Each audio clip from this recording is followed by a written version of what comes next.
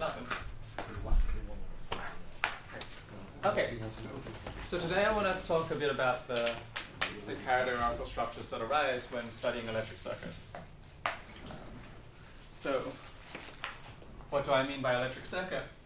Probably what you all have in mind. So we start with some things called components. They might have some symbol attached to them, and let's be a bit more precise and say that this is a capacitor of 3 farads or something.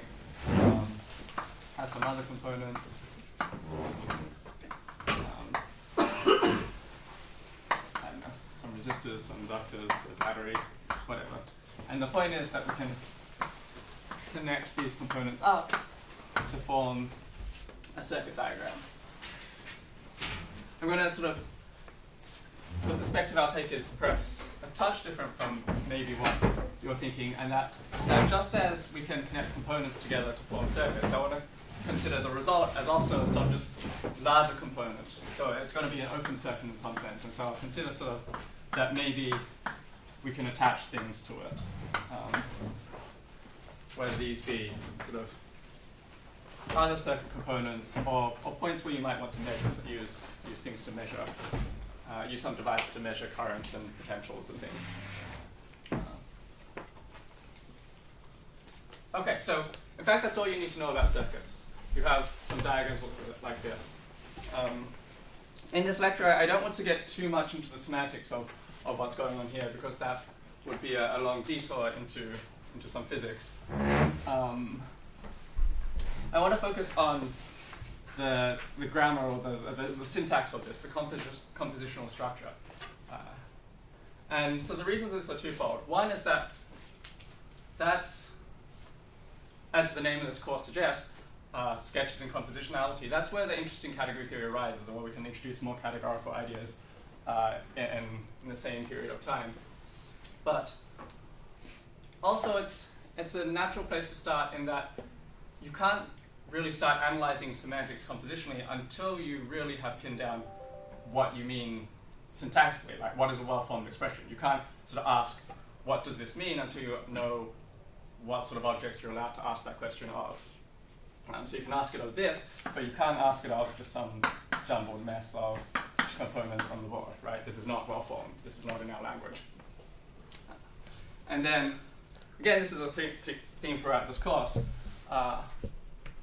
Once you really do understand the syntactic structure going on, then you can start to answer, you can phrase new questions and ask new questions that really do pertain to the semantics in the application. So you might ask questions like,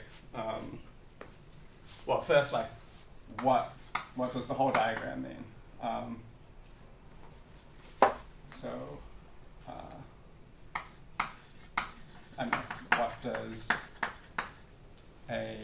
What does a big diagram represent?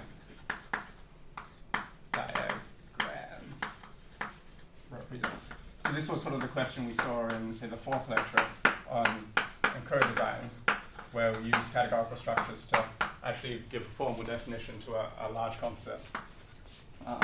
Or you might ask questions like, is the semantics compositional, right? So is the representation compositional?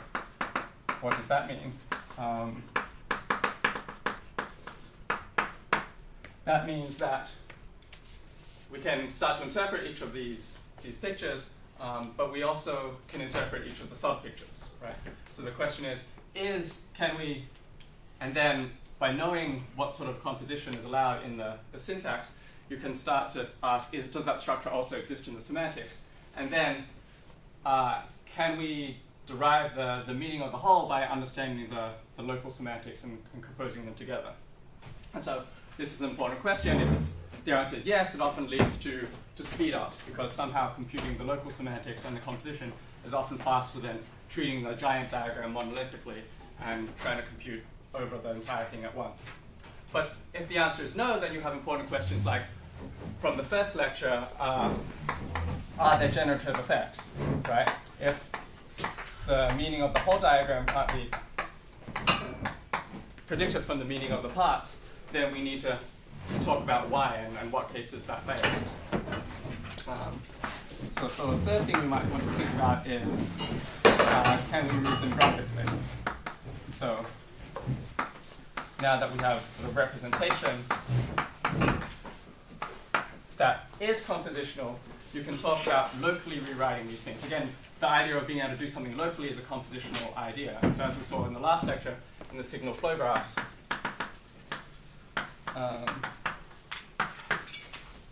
there were a bunch of rewrite rules that said if we do these local rewrites, then in fact we can rewrite any diagram into any other equivalent diagram.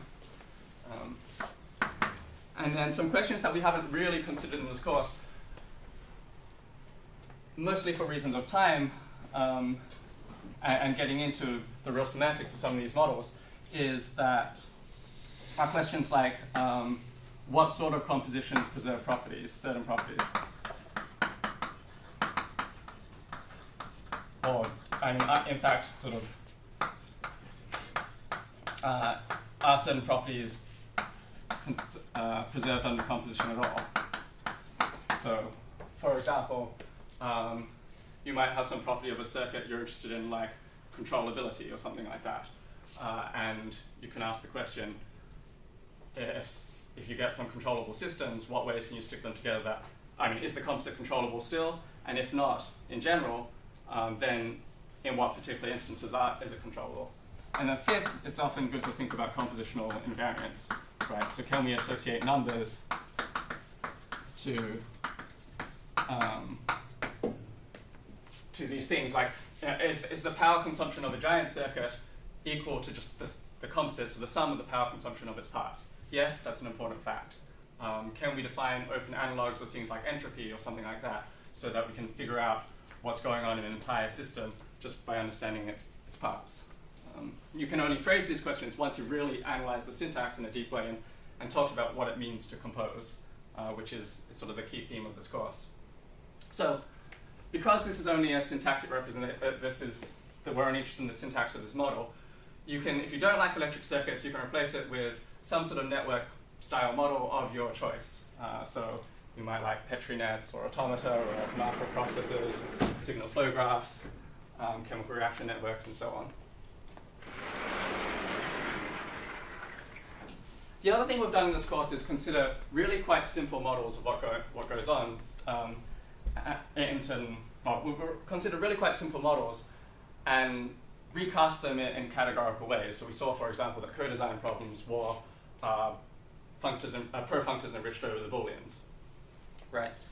And a criticism there might be, well, these are really simple. So the other thing I want to demonstrate in this lecture is that analysis of very, very simple structures, often in this sort of categorical way or in a deep way, allows you to develop the tools that extend incredibly broadly. So what I'm going to do is start with the simplest form of network I can think of, which is these things where we have no components. So we've just got ideal wires running around.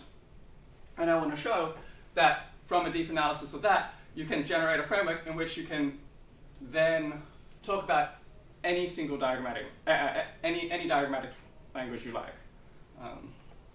So anything that obeys this sort of network circuit-like composition. Okay, so let's start with that. Ideal wires. Okay, so how do I want to think of these? Well, I'm going to have a bunch of plots broken into two parts for sort of easy composition purposes. And I'm going to, we'll say that these are just finite sets. Right, so what is a circuit of ideal wires? Well, it's just a way of connecting these up. So that we have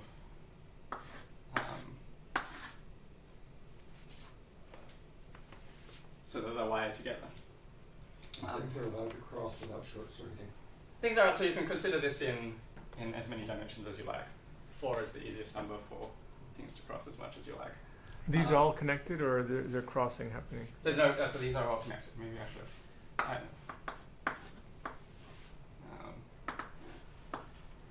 Draw little connections if you like. So when we look at some sort of diagram like this, if we give it some sort of an electrical interpretation,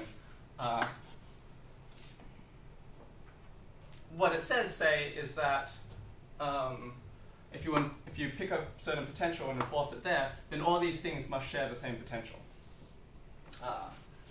And it turns out the electrical properties of something like this, if we assume these wires are ideal, at least the electrical properties as seen on the boundary on these ports, are really only,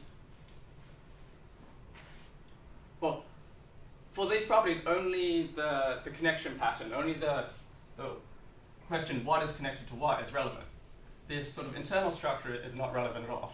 So we may as well think of this as just these 5 things are connected,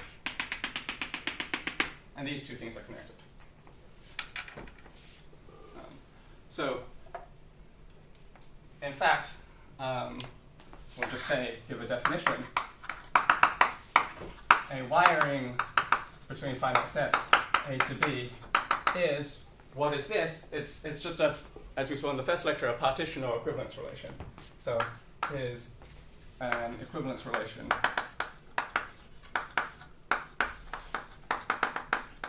on the disjoint union of A and B.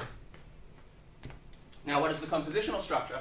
Well, let me give you another wiring diagram. We're going to have, let's say, 3 more ports. Yeah. Okay, 2 more ports, yeah. And we're just going to connect, say, this, maybe there's some bit that dangles down there, which got lost, and maybe this one just kind of like gets lost too, right? There's some wires, but really all we care about is the relationship it ends up imposing on the set B here, between the set B here and the set C, which just consists of these 2 points. All right, so what is that relationship? Well, these 2 points are connected, these 3 points are connected, and this 1 point is kind of lonely. So what is the composite of this structure? Well, if we want to simplify this wiring from A to C, just as just sort of using our knowledge of either connectivity or circuits, we would see that we could really replace this with a much simpler device, which connects these 4. So this is a connection there, and then leaves this one just disconnected to everything else. Right, because you can see that these are connected. How do we describe this in terms of the equivalence relation? It gets rather painful. We introduced the idea of taking a transitive closure in the first lecture, and that's kind of what it is. So maybe I should just draw these out, since I've got color with me. So you can view this as an equivalence relation. So here you have an equivalence relation that says that this is related to this, and this is related to this, and then you've got another one over here. And what you can do is you can sort of take the union of all those relationships to describe relationships on A disjoint B or B disjoint union C, right? That's not an equivalence relation, but you can take the transitive closure of that to get this giant equivalence relation, which will say that here's one big connected thing, and then these 2 things are connected. But then you've still got B here. So then you need to sort of restrict out, you need to throw away B. So you sort of transfer this equivalence relation on the disjoint union of A, B, and C just down to looking at these 2 sets and looking at the disjoint union as an equivalence relation on A disjoint union C. So that was a lengthy description. So let me, composing wirings has 3 steps. Take union of equivalence relation, or sort of consider equivalence relation consider a relation induced on A plus B plus C, sorry, a disjoint union. I'm using that symbol for a disjoint union. And then 2, take transitive closure.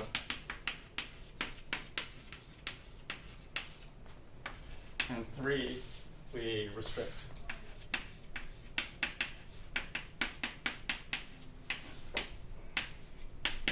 C. C, thank you. And the point is, that's not a very elegant description. So using some category theory, I want to sort of reanalyze this notion of a wiring in a way that generalizes really nicely. Okay.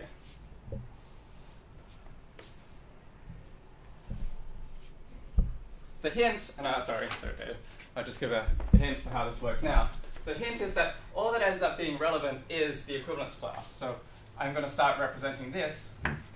In the end, we're going to represent this as two sets. There's A, which has 3 elements, and C that has 1 element. And then there are sort of 2 sets hidden here. One is this, the notion of this as an equivalence class, and the other is the notion of this as an equivalence class. So B has 2 sets, and then we're going to have some functions that say, if you give me this element of A, I'm in this equivalence class. And if you give me this element of A, then I'm in this equivalence class. And similarly for C. So we're going to get this structure based on finite sets and 2 functions. And this thing here is called a cospan. But anyway, we'll get back to that in a second. Cospan. Okay, I'll write that out. Cospan. The terminology, so all the terminology today is going to have co in front of everything, because the classical theory, due to some relationship with logic, is all phrased in terms of the dual notions. And in some ways, this whole, the things we're going to talk about today, sort of dual to notions in, I guess, standard or regular logic, regular being the technical term. Okay, so that's a cospan, which is dual to a span, where the arrows go the other way. Let's talk about colimits, and in particular colimits in the category of sets. Okay. So we've talked a tiny bit about these, but I don't expect many people. I'll start again. Anyway, what were you saying? You're 11 minutes behind schedule. That's fine. Okay. So let me start with definition. In a category C, an initial object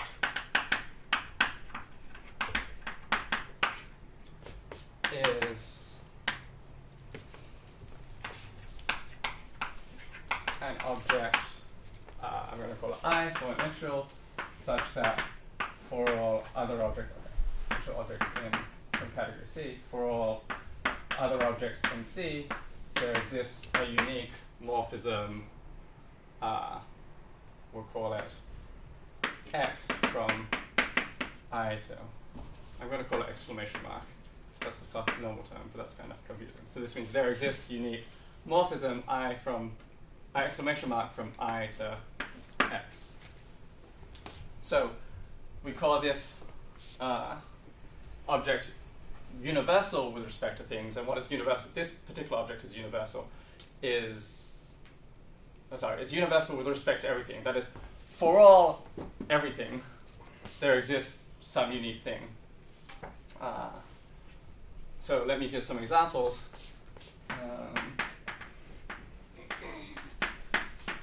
In set, the empty set is initial. Why? Because for every other set, there's a unique map from the empty set to that set.